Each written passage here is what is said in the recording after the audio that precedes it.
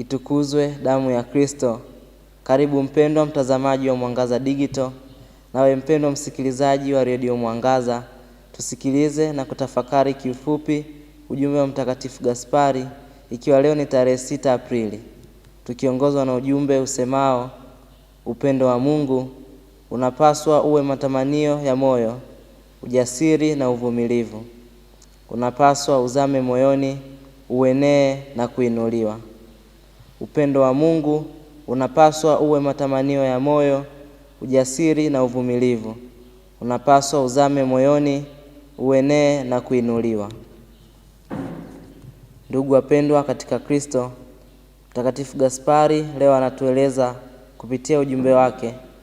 Maneno anayotumia yanatukumbusha ya kuwa kumpenda Mungu si jambo la kawaida, bali maisha yetu yote tunapaswa kumpenda Mungu. Basi leo tunaelezwa kuwa upendo wa kweli lazima uwe na matamanio ya moyo, ujasiri na uvumilivu.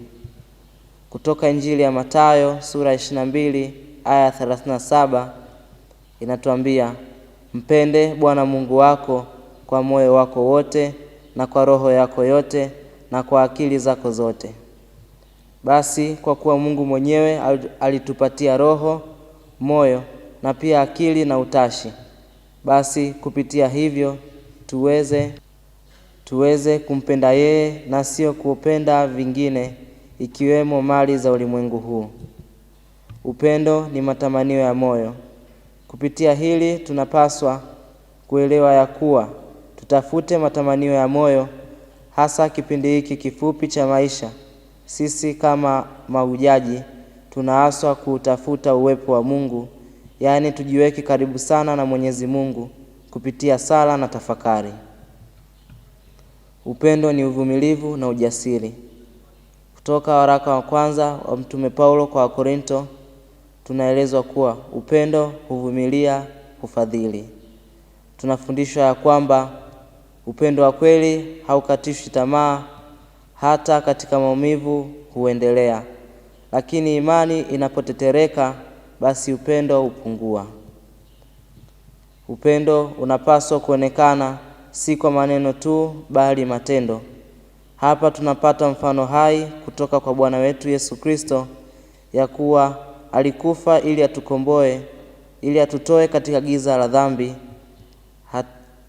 Hakuishia tu kusema kuwa nitawakomboa wanadamu na dhambi, bali alikuja ulimwenguni, akauvaa utu wa kibinadamu, na mwishowe akateswa hata mauti, ili kutukomboa kama vile alivyoahidi. Basi katika maisha yetu hapa duniani tuendelee kufanya matendo ya huruma kama ishara njema ya upendo kwa jirani zetu. Tusikilize vilio vyao na taabu zao, na baadaye tuzijibu kwa matendo. Itukuzwe damu ya Kristo! Niliyekuletea tafakari hii ni mimi Frateli Colin Christopher Mgoo wa shirika la wamisionari wa damu takatifu ya Yesu.